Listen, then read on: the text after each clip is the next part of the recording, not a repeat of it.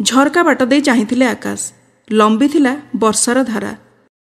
ଏ ବର୍ଷା ଭାରି କୁହୁକିନି, ଠିକ୍ ତାଙ୍କ ବର୍ଷା ପରି। ଏଡ଼ିକି ଫୁଲେଇ ଝିଅଟା, ସେଇନାକେ ହସୁଥିବ, ପୁଣି ଧଡ଼ କରି ମୁହଁ ଫୁଲେଇ ଦେବ। ଥରେ ରୁଷି କଲେ ତାକୁ ମନେଇବା ଭାରି କଷ୍ଟ। ଆଜି ସେ କଲେଜ ଯାଇନାହାନ୍ତି, ବର୍ଷା ବି ତ ଆସିବନି। ସେ ତାର ମାମୁଁ ଝିଅ ବାହାଘରକୁ ଯାଇଥିଲା, କାଲି ଆସିବ ବୋଲି କହିଛି।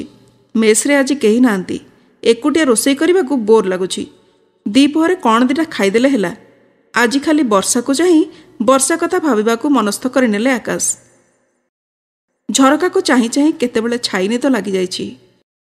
ହଠାତ୍ କବାଟରେ କେହି ଡାକିବାର ଶବ୍ଦ ଶୁଣି ସେ ଉଠି ପଡ଼ିଲେ। କିଏ ଆସିଲା ଏଇ ବର୍ଷାରେ? କବାଟ ଖୋଲି ଚମକି ପଡ଼ିଲେ ସେ। ଆରେ ତମେ? ଆକାଶଙ୍କ ଆଗରେ ଥିଲା ବର୍ଷା। ବାଟ ଛାଡ଼, ଏତେ ଡେରିରେ କବାଟ ଖୋଲିଲ ଯେ ମୁଁ ଓଦା ହେଇଗଲିଣି। ଜବରଦସ୍ତ ଝଡ଼ ପରି ଭିତରକୁ ପଶି କାନ୍ଥରେ ଝୁଲିଥିବା ଗାମୁଛାରେ ମୁହଁ ହାତ ପୋଛିନେଲା ବର୍ଷା। ତାକୁ ଏମିତି ମେସ୍ରେ ଦେଖି ଆକ୍ତା ମାକ୍ତା ହୋଇପଡ଼ିଥିବା ଆକାଶକୁ କହିଲା, କ'ଣ ହେଲା?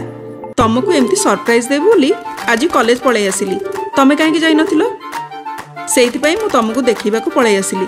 ଦେଖିଲ ଦେଖିଲ, ଏ ଶାଢ଼ୀରେ ମୁଁ କେମିତି ଦେଖାଯାଉଛି? ଠିକ୍ ଲାଗୁଛି ନା?